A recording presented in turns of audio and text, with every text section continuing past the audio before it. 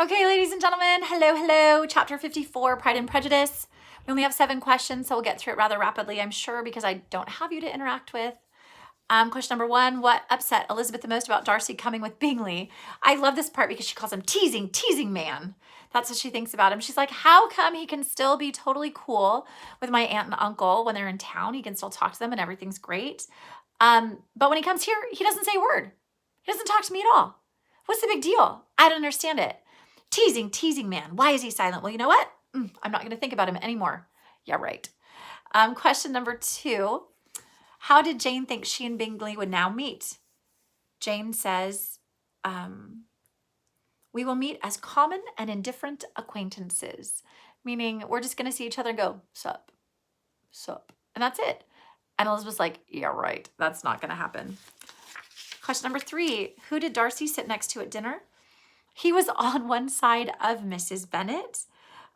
Question number 4. What does Elizabeth wish she could convey to Darcy?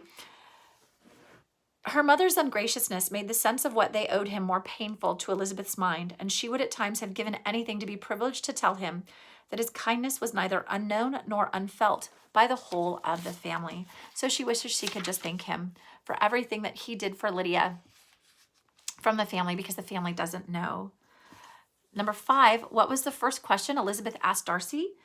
Is your sister still at Pemberley? So she's asking about Miss Darcy. She has a very, very politically correct question. She is just asking him about Miss Darcy, about Georgiana, because it's a safe question, not politically correct, but it's a safe question to ask about Georgiana. Number 6, why did Bingley and Darcy leave earlier than the others? Because their carriage was called.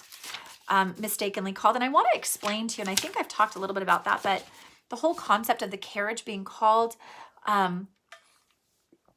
so when you would take your carriage to somebody's house for dinner, especially in the country, your horses would be unhooked from the carriage.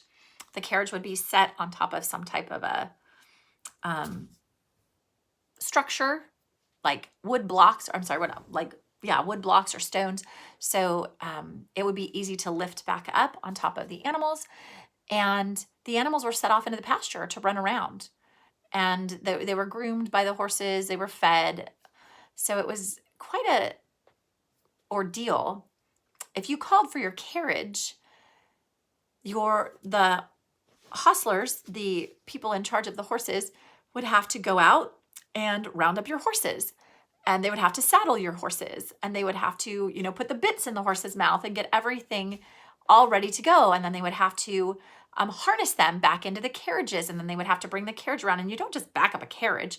You could, but it's a lot easier. You have to go all the way around the little area and then pull it back up in front of the house. That's why a lot of times people had circular driveways, right? Because it's not easy for horses to go into reverse. So circular driveways. So the fact that Bingley and Darcy's carriage was called earlier, they had to leave. They couldn't just tell their people, okay, off you go. See you later.